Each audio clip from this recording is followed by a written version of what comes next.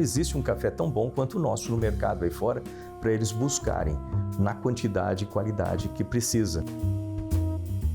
O setor estima, em Minas Gerais, estima uma perda de R$1 bilhão, né? O que pode ser feito para amenizar esse prejuízo, para esse setor econômico tão importante para o país? Esse é um tipo de setor que eu acho que naturalmente ele vai ganhar tração para reduzir essas tarifas, porque eu morei muito tempo nos Estados Unidos, eu sei de quanto que eles apreciam um bom café.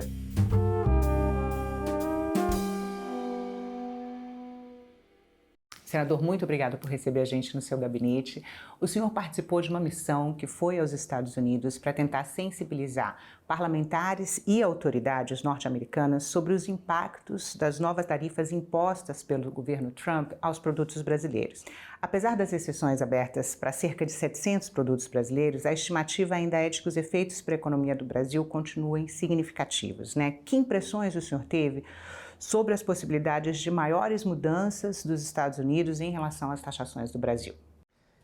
Veja bem, um ponto importante para a gente começar a discussão é o seguinte, eu sou vice-presidente do Grupo Parlamentar Brasil-Estados Unidos, então faz parte da minha função aqui aproximar os dois parlamentos.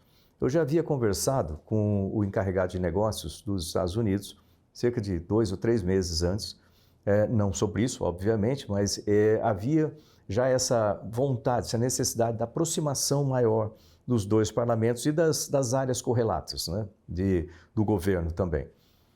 Então, quando veio o tarifaço, então foi basicamente uma sequência desse trabalho, lembrando que como parlamentares nós não temos a prerrogativa de negociar tarifas, quem faz isso é o Executivo, Itamaraty, etc.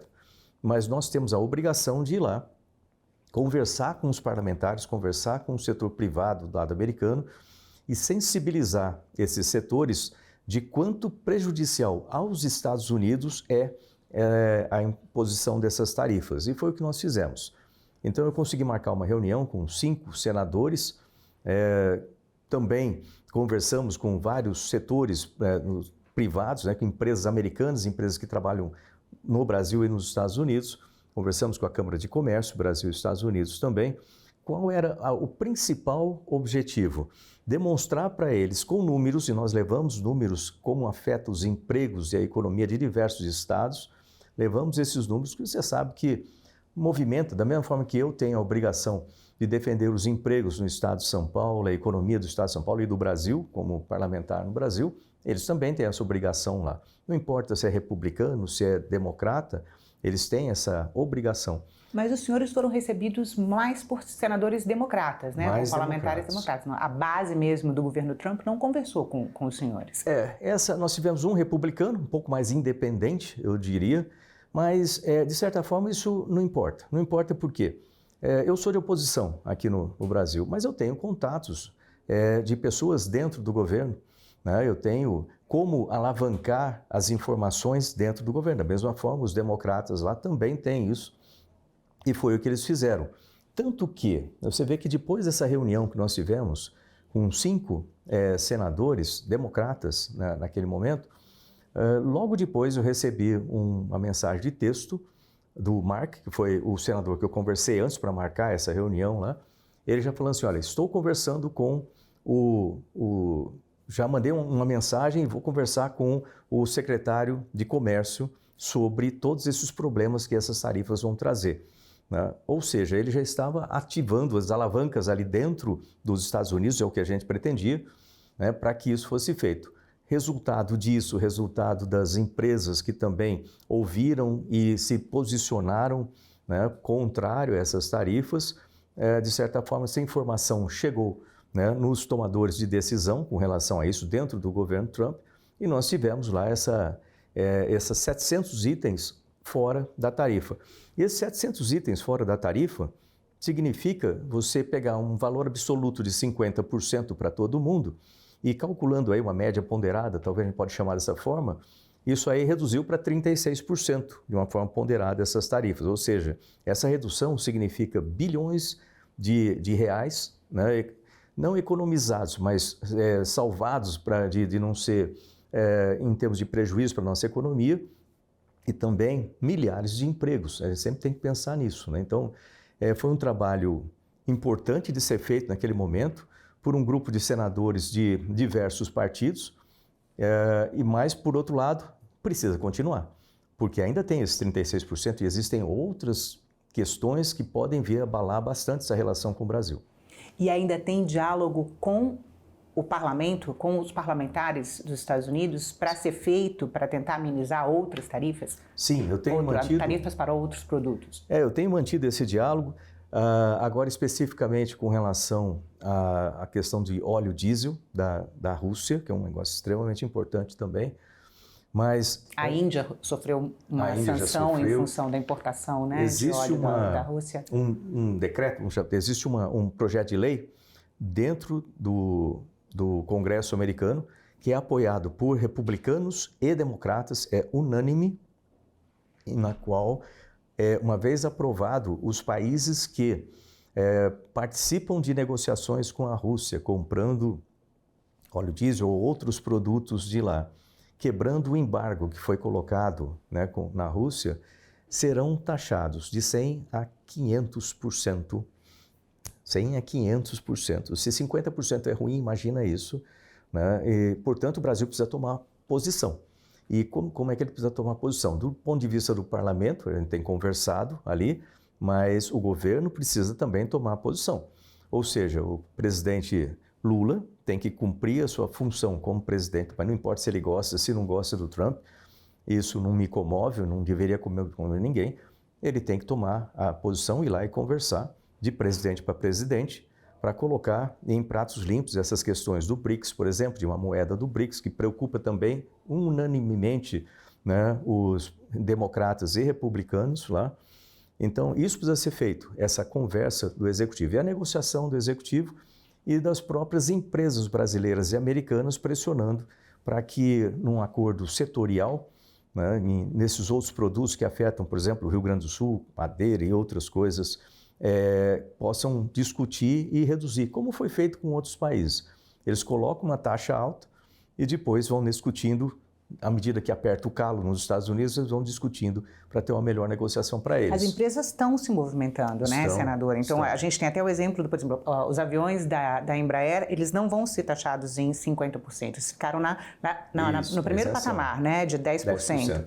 Mas mesmo esses 10% tem impacto sobre a empresa, né? Como é que o senhor avalia a atuação dessas empresas para tentar também amenizar as taxações? Olha, é essencial que a empresa mostre, principalmente os impactos nos Estados Unidos, se posicionem também com relação a outros mercados, que essa pressão indireta também é importante para que exista, não tenha dúvida, está todo mundo observando isso aí, e o Brasil é um país que tem que defender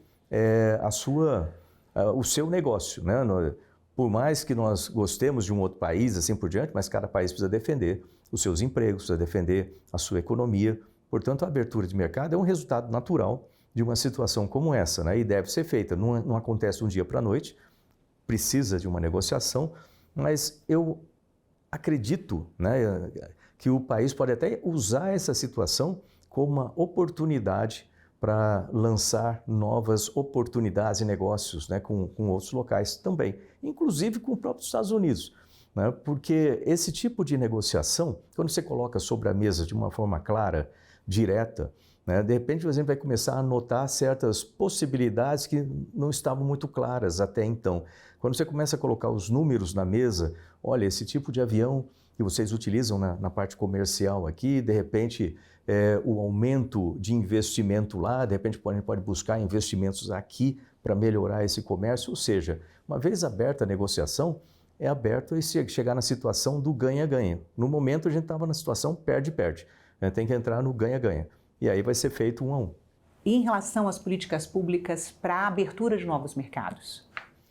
Você vê que isso aí é uma sequência, né? Como tudo que acontece. Muitas vezes a gente tem uma tendência de ver de forma muito superficial e aí a análise fica muito restrita, porque tudo isso acontece de forma sistêmica, né? Então, quando você abre um mercado, por exemplo, não é só para uma empresa, vamos supor, estou usando a Embraer aqui de exemplo, pode ser qualquer setor, só ali no avião pronto ou nas peças para aquele avião, mas você tem todo um ecossistema que suporta esse mercado, né, da Embraer, que está no Brasil, também está nos Estados Unidos, e de repente dentro desse mercado podem surgir outras oportunidades, como o novo avião da Embraer, que é um eVTOL, por exemplo, né, que pode entrar aí abrir uma outra área de mercado que eu acho que os Estados Unidos vai ser muito interessante, mas inclusive outros países que têm cidades congestionadas, né, também vai ser um mercado muito interessante. Não entraram os aviões militares, você viu que foi a parte civil, mas por que não? Existem necessidades também, os Estados Unidos têm uma indústria militar boa, de repente parcerias podem alavancar negócios, né, entre as duas empresas. Ou seja, eu vejo assim, se for tratado de forma séria e de forma pragmática, situações que aparentemente são ruins de início podem gerar oportunidades interessantes. Nas crises a gente sempre acha oportunidades, né? Um setor que é bastante impactante no seu estado, que é São Paulo, é o café, responsável por aproximadamente 35% do consumo dos Estados Unidos, né? O setor estima, em Minas Gerais, estima uma perda de R$1 bilhão, né? O que pode ser feito para amenizar esse prejuízo, para esse setor econômico tão importante para o país? Esse é um tipo de setor que eu acho que naturalmente ele vai ganhar tração para reduzir essas tarifas, porque eu morei muito tempo nos Estados Unidos, eu sei de quanto que eles apreciam um bom café lá também. Não existe, né, vamos ser um pouco nacionalista aqui, mas não existe um café tão bom quanto o nosso no mercado aí fora para eles buscarem na quantidade e qualidade que precisa. E o Brasil é esse fornecedor. Então, eu acho que essas conversas vão evoluir naturalmente com as necessidades. E aí, de novo, aquela questão... Porque vai ser um impacto para a economia dos Estados Unidos. A economia deles. Então, onde o calo vai apertar, numa linguagem um pouco de interior, assim, mas lá vai começar a apertar o calo. Aí eu falo assim, peraí, a gente vai precisar disso aqui. E aí vem a negociação. Então, você precisa, então vamos negociar. A taxa estava desse jeito, de repente a gente consegue até um negócio melhor do que era antes. Se você realmente colocar aquilo, você quer ter esse prejuízo ou você quer trabalhar comigo para reduzir esse prejuízo e melhorar o mercado?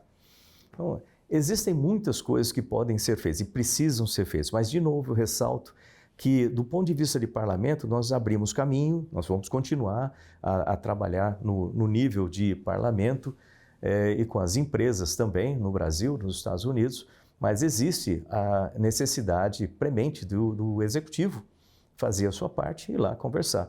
E diga-se de passagem, aqui, lembra que eu sou de oposição, mas não é só por isso que o presidente Lula, as falas dele do ponto de vista internacional e as parcerias que ele tem buscado internacionais têm sido extremamente prejudiciais para o Brasil. Quando você faz parcerias com países como o Irã, com Nicarágua e outros países desse tipo, onde você tem claras ditaduras ou regimes que a gente não quer e que não são apoiados pelos Estados Unidos, você cria um mal-estar natural. E esse mal-estar só pode ser resolvido entre presidentes. Ele tem que ir lá e falar. Não adianta o Alckmin ir lá falar. Ele tem que ir lá e conversar. O presidente Lula está conversando com cada um dos líderes do BRICS individualmente, né? Qual que é a sua opinião sobre o esforço de buscar uma resposta conjunta do BRICS à política de tarifas dos Estados Unidos? Qualquer atividade, numa situação dessa, qualquer atividade de retaliação não é bem-vinda, porque... O presidente já disse que o Brasil não vai retaliar. Né? Mas quando você se junta com outros para fazer uma retaliação conjunta, de repente isso pode até escalar numa situação maior. Lembrar que os Estados Unidos é a maior economia, eles têm sim um mercado muito grande e esse tipo de atitude ela poderia ser substituída com uma conversa mais franca e com uma aproximação para que exista uma cooperação. O nosso planeta, nesse momento, precisa de mais cooperação do que conflito. Conflito a gente está cheio aí, que só prejudica as pessoas nos devidos locais. E conflito vai desde o conflito armado, como lá a Rússia com a Ucrânia, ou mesmo em Israel, ali com a faixa de Gaza e tudo aquilo acontecendo, mas o posicionamento, eu acho que está na hora de usar mais uma visão de astronauta, sabe? Olhar o planeta como algo mais unificado e trabalhar mais no sentido de trazer resolução de conflitos, focar em problemas importantes para o planeta, como mudanças climáticas, como fome, como água, o que a gente vai fazer para frente com tudo isso, para geração de empregos, educação, do que ficar andando de lado como caranguejo e brigando, em vez de olhar para frente todo mundo. Está no momento da gente juntar esse planeta como uma coisa só. Isso depende principalmente dos grandes líderes e de blocos como o BRICS e outros blocos que precisam dessa conversação. E recorrer à Organização Mundial do Comércio, como o senhor vê? É uma coisa natural que sempre é feita. O Brasil mesmo já foi alvo, né, desse tipo de reclamação na OMC. Eu lembro que eu tive que trabalhar rapidamente com a questão das TICs, né? Tecnologia de Informação e Comunicação, com a lei das TICs, né, quando eu era ministro, porque havia uma reclamação com relação a isso. E faz parte, ela está lá para isso também, né? Esse tipo de organização. Então, as reclamações, aí sim, é um tipo de coisa justa e que deve ser feita. E aí, de novo, coloque-se na mesa, os dois lados para discutir, né? E como que isso pode ser resolvido da forma mais inteligente e lógica possível. Senador, no anúncio das tarifas, o presidente Donald Trump criticou o julgamento de Jair Bolsonaro e o filho do ex-presidente diz abertamente que tentou influenciar a administração Trump para que o Brasil fosse sancionado. O senhor é apoiador do ex-presidente, né? Como é que o senhor avalia essa movimentação de punir a economia do país? Você tem que dividir isso aí em dois galhos, assim, dois setores, né? Uma é a motivação político e pessoal, né, com o presidente Bolsonaro, que, diga-se de passagem, tem sido, né, perseguido realmente aqui por uma ditadura do judiciário, de uma forma desleal, de uma forma que precisa ser resolvido no Brasil. Isso afeta direitos humanos, inclusive dessas pessoas todas que foram presas por um golpe sem armas, né, que fica bonito na narrativa, mas não existe na prática. Se você for punir ideias, também é outra coisa estranha de se fazer. O direito de expressão sendo tomado, o direito de imprensa, todos esses direitos do Brasil, a gente segue num caminho péssimo que se afasta da democracia e se aproxima de uma ditadura, o que ninguém quer e é ruim para todo mundo. Portanto, as ações do Eduardo junto ao presidente Trump, junto ao judiciário, ou focados no judiciário, elas têm um sentido lógico, porque você vai reclamar para quem acima do STF? Não tem a quem recorrer. Mas num país que os poderes são independentes? Se eles forem independentes, sim. O problema é que no Brasil eles não têm sido mais independentes. O judiciário ele se tornou um superpoder perto dos outros, como se fosse antigamente lá que tinha um poder revisor, né, como se fosse um revisor. A gente toma decisões aqui em praticamente 600 representantes da população brasileira, da inteira população brasileira, e essas decisões da população, uma democracia, poder do povo, lembra, artigo 1 da Constituição, chega lá, uma pessoa sem um voto modifica. Isso não existe ou não deveria existir. Então, essa divisão de poderes, ela precisa ser recuperada, na verdade, essa independência dos poderes. Então, esse é um lado. Agora tem o outro lado, o lado comercial. Aí é onde que se essa parte comercial foi motivada contra o Brasil, foi motivada por essa primeira parte, em livrar o presidente Bolsonaro, não é só livrar o presidente, é recuperar a democracia no Brasil, ou os direitos humanos no Brasil, não é uma medida inteligente ou eficiente, porque não vai afetar o Alexandre de Moraes ou qualquer outro ministro lá, não vai ser afetado, não vai mudar a opinião dele por causa dessas tarifas. E com essas tarifas você prejudica aí milhares de pessoas que perdem emprego, prejudica a economia do país. Não é uma medida boa e pode ser até revertida por narrativas da esquerda contrária ao presidente Bolsonaro. Portanto, essa parte não é boa. Então, o senhor separa as sanções? Completamente. Inclusive, se você olhar na carta de lá, você vai notar uma coisa interessante. Na carta enviada pelo presidente Trump, você vai ver que no começo ele fala, né, sobre o Bolsonaro. Né? A carta que ele anuncia a taxação do Brasil, no dia 9 de né? julho lá. Uhum. Então ele fala sobre o presidente Bolsonaro, fala sobre a caça às bruxas que tem acontecido.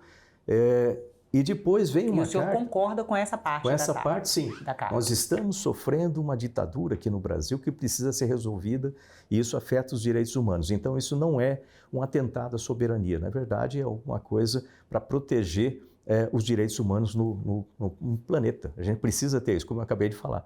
Esses conflitos, eles vêm desde a parte interna até a parte externa. Ótimo, esse é um lado.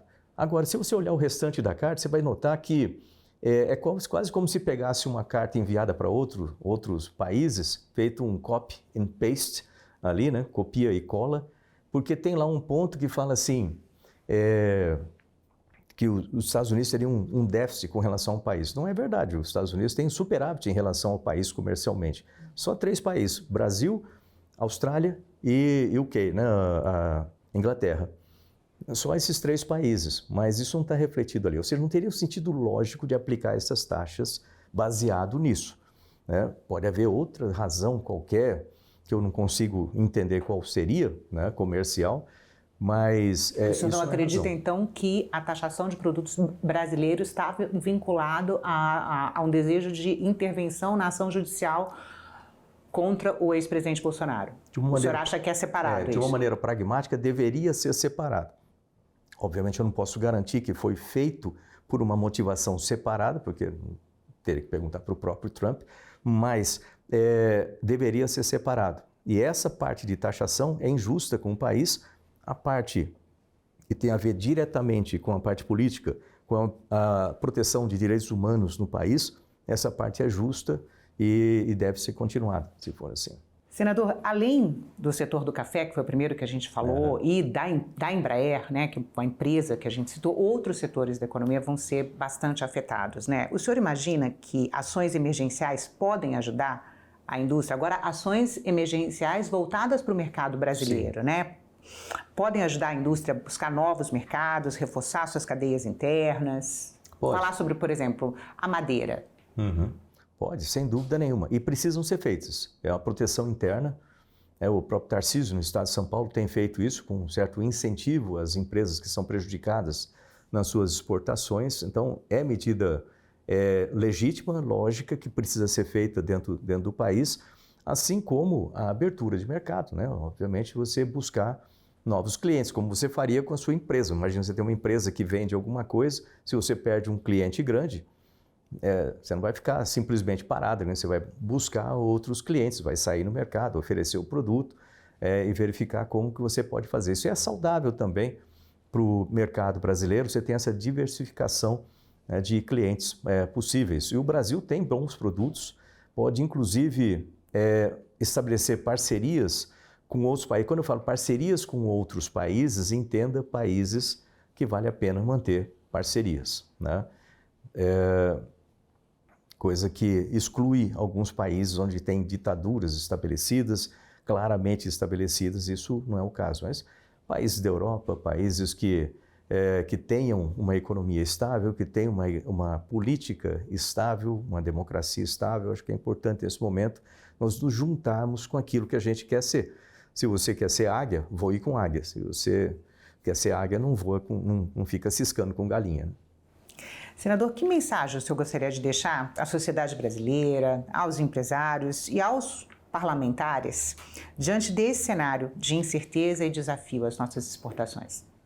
Olha, a mensagem que eu deixaria é o seguinte: o Brasil já passou por situações muito difíceis ao longo da nossa história e nós precisamos ter um senso de país, acreditar no que significa essa bandeira da gente que representa aí toda a nossa tradição, cultura, história, né, que nos trouxe até aqui, e atuar como país. Tem certos momentos em que é importante essa junção do país em torno da sua defesa, mas consideramos sim a ajuda externa importante, como essa ajuda do presidente Trump com relação aos direitos humanos aqui no país, mas o país precisa se juntar em torno da sua liberdade, né? Eu reforço isso aí, porque sem liberdade nada se faz no país. Então, a da liberdade do país e também em torno da nossa economia. E nós temos condições de ser o melhor país do planeta para se viver. Olha que eu já olhei lá de cima, né? A gente tem recursos humanos, a gente tem uma população jovem ainda, a capacidade de se desenvolver tudo isso, desenvolver tecnologias próprias, soluções próprias, e colocar o país num patamar alto. Ninguém sobe na vida se não estiver exposto a dificuldades. As pessoas que são colocadas em muita tranquilidade, sem nenhuma dificuldade, não vão conseguir desenvolver as suas melhores competências, as melhores qualidades, né, porque nunca foram necessárias. Então, essas dificuldades são parte do crescimento do país. Eu acho que o país tem que aproveitar isso superar essa dificuldade, aprender com elas e crescer e ocupar o lugar que precisa ocupar nesse planeta Terra. Não só sendo, no meu ponto de vista, um protagonista em termos de desenvolvimento sustentável, porque a gente pode e deve fazer isso para demonstrar para o planeta como é que faz para se desenvolver sustentavelmente, porque muitos países já destruíram tudo o que tinha e agora só olham em volta para ver o que eu posso fazer, né? Ou seja, por remorso ou qualquer coisa, mas a gente tem a capacidade de fazer isso, a gente tem recursos naturais que precisa de desenvolvimento. Logicamente, eu tenho uma tendência natural por defender o desenvolvimento científico e tecnológico do país como ferramenta para chegar lá. A gente precisa acreditar nisso e investir nisso. Parar de, reduzir as discussões e passar a ações efetivas para o país. Senador, muito obrigada pela entrevista. Obrigado.